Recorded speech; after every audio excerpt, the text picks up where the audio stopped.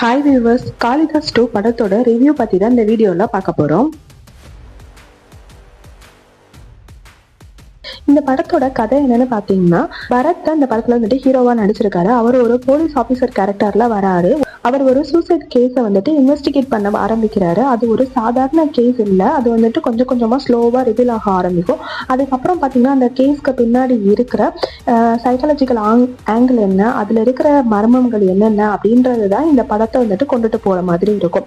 இந்த படத்தோட first part வந்துட்டு ஆல்ரெடி வந்திருக்கு. இது வந்துட்டு காளிதாஸ் 2, அதாவது செகண்ட் பார்ட் தான். ஃபர்ஸ்ட் பார்ட்டுக்கும் செகண்ட் பார்ட்டுக்கும் ஜஸ்ட் ஒரே ஒரு இடத்துல மட்டும் கனெக்ஷன் கொண்டு வர மாதிரி காமிச்சிருப்பாங்க. நீங்க ஃபர்ஸ்ட் பார்ட் பார்க்கறதுனால செகண்ட் பார்ட்டை தாராளமா பார்க்கலாம். இந்த படத்தோட பிளஸ் என்னன்னு பாத்தீங்கன்னா, பரத்தோட கேரக்டர் தான். அவர் அந்த படத்துல ரொம்பவே டீசெண்டா நடிச்சிருக்காரு. அது மட்டும் இல்லாம இது பரத்துக்கான கம்பேக் படம்னே சொல்லலாம். இந்த படத்துல அவர் வந்துட்டு ஒரு ரியலிஸ்டிக் போலீஸ்கார் மாதிரி அவரோட கேரக்டரை வந்துட்டு கேரி பண்ணி கொண்டுட்டு போயிருக்காரு. இன்வெஸ்டிகேஷனை கொண்டுட்டு போறதா சரியோ, க்ளூவை எப்படி கண்டுபிடிக்கிறாங்க, அந்த க்ளூவும் அந்த மர்டர் கேஸ் எப்படி கனெக்ட் ஆயிருக்கு அப்படின்றது ஒன்னையும் ஸ்லோவா ரிவீல் பண்றதா இந்த படத்தோட ஸ்ட்ரென்த்தாவே அமைஞ்சிருக்கு.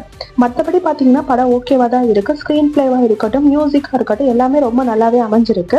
இதே வந்துட்டு காமெடி, ஃபன்னு, இந்த மாதிரி சாங், என்டர்டைன்மெண்ட் இதெல்லாம் எக்ஸ்பெக்ட் பண்ணி போறவங்களுக்கு இது கொஞ்சம் ட்ரையா இருக்கிற மாதிரி இருக்கும். மற்றபடி பாத்தீங்கன்னா வந்துட்டு கிரைம் த்ரில்லர் மூவி பார்க்கணும்னு நினைக்கிறவங்களுக்கு இந்த படம் வந்துட்டு கொஞ்சம் நல்லா தான் இருக்கும்.